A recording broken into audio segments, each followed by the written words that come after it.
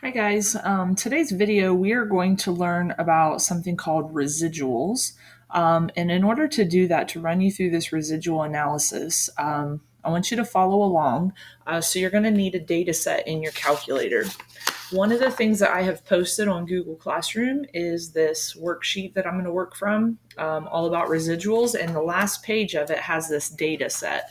And what we're going to do is we are going to look at using high school GPA to predict a math SAT score. So we're putting high school GPA in L1 and math SAT score in L2. So go ahead and open up that file and pause the video, and you can get that typed in. So I already have it typed into my calculator, so that's what I'm going to be working from. Okay, so once you have your data typed in, just to kind of remind you, we are looking at X is high school GPA and Y is math SAT. Okay. So, what a residual is, it is the difference between the observed y, which is just our regular y variable, and our predicted y, which is y hat. So, difference in math means subtraction. So, in order to find a residual, we are taking our observed y and we are subtracting our predicted y. So, what we're going to do is we're going to learn how to run a residual analysis, because a residual analysis is kind of what we use instead of a confidence interval when we're running a linear regression t-test. So normally with our hypothesis testing, after we run the test, we follow up with a confidence interval to support that. We're not going to do a confidence interval. We're going to do a residual analysis following our linear regression t-test. Okay. So one of the things that a residual analysis does is it helps us to determine if the model is appropriate. So again, kind of like that confidence interval, it was just one more thing that supported the decision that we made. Because ultimately we're going to make a decision, and that's going to be to reject the null hypothesis, which means the linear model is appropriate, or fail to reject, which means the linear model is not appropriate.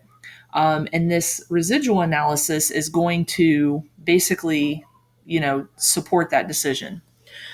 So calculating an individual residual, and we don't have a notation for residual, so just abbreviate that however you want. So remember, it's y minus y hat. So what that means is we need to know what y hat is for that particular student. So with my data in my calculator, what I want to do is I want to go ahead and run this test, and I want to get my regression equation. Okay. So I scroll down, I've got A and B. So I've got my values for my regression equation. So it's going to be y hat equals 135.61 plus 122.21x. So this is my regression equation. Now you can look on, where did I do with it? There we go. So you can look on this data sheet. So the first student had an actual score of 620. So we're going to start with that. But we need to know the student's predicted score. So in order to find their predicted score, we have to use our formula that we just got. So instead of X, I'm going to plug in their high school GPA, which was a 3.4. So I'm going to do 135.61 plus 122.21 times their GPA, which is 3.4. So they have a Y hat, a predicted SAT score of 551.125. And I'm just going to round it to a whole number and call it 551. Okay.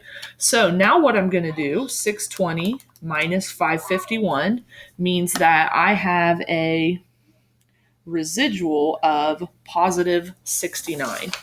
So what we want to do now is we want to interpret this residual. So what does a residual mean? Now, a residual could be positive or negative. So one of the things to keep in mind is if your residual is positive, that means your actual score was higher than your predicted score. If your residual was a negative number, that means you actually scored lower than predicted.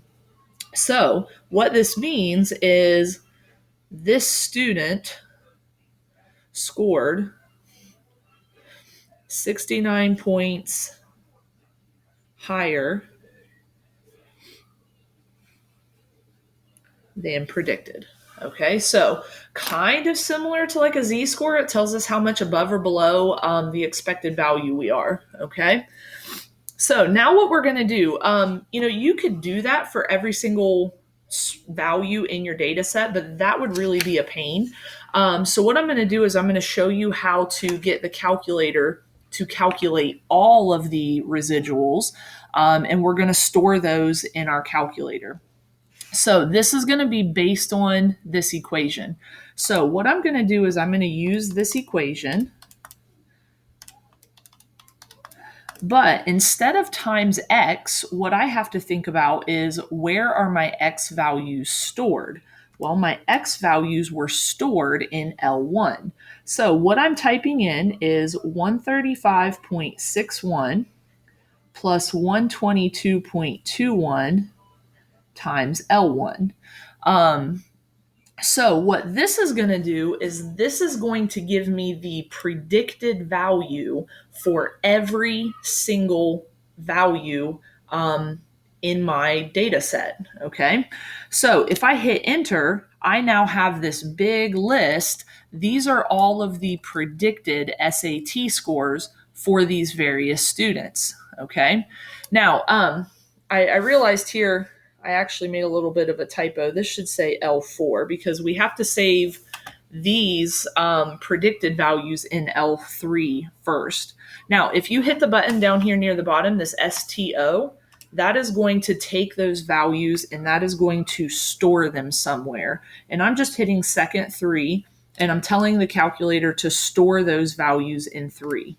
So if I go back to my lists, here's what I have. My X value is my GPA. My Y value is the actual SAT score.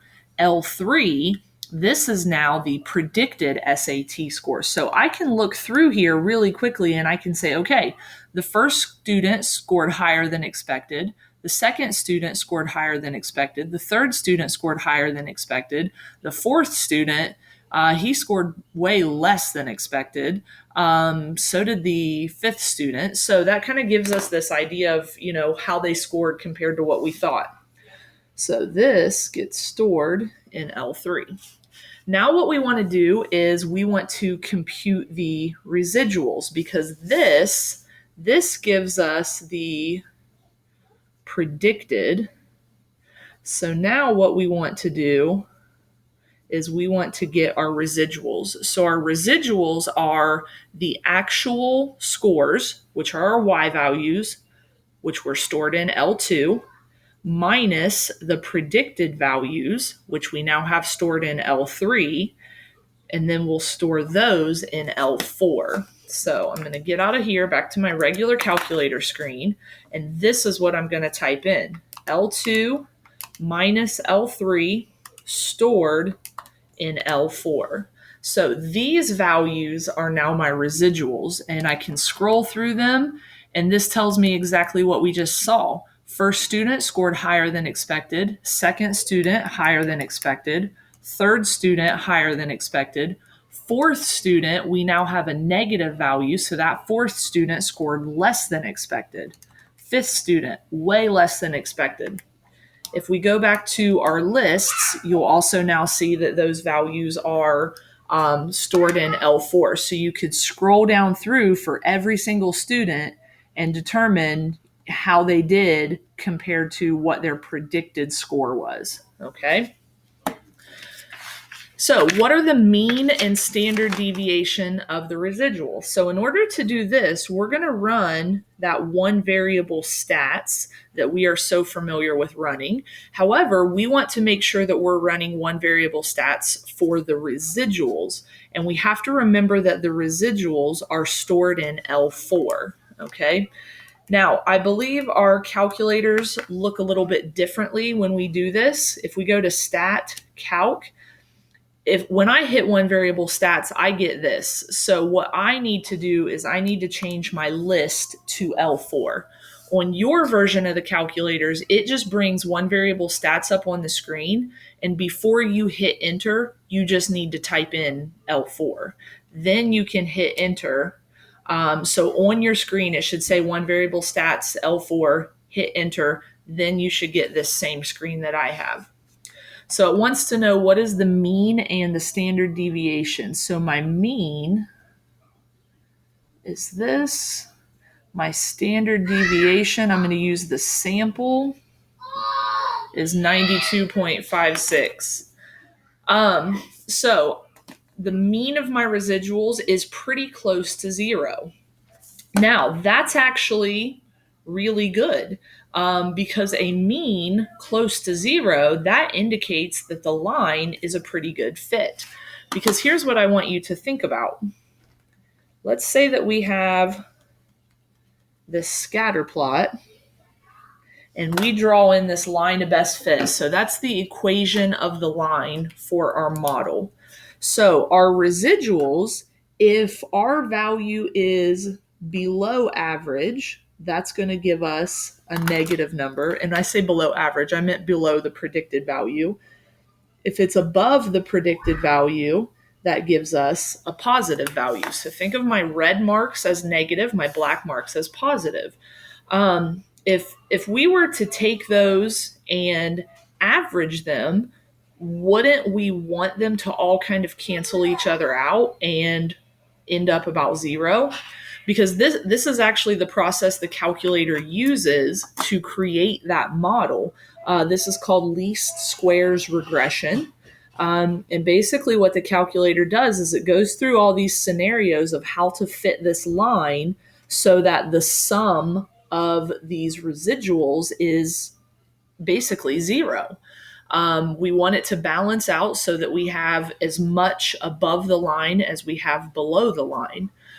So that's kind of, one of the important things that your residuals does. So then the average residual, that's the average distance away from the predicted value, we would hope that that would be very close to zero because on average, we want to be very close to this predicted value. So having some positive, some negative, that's how that works. Okay. So I'm going to stop this video and then I'll start a second one for the second page of this packet.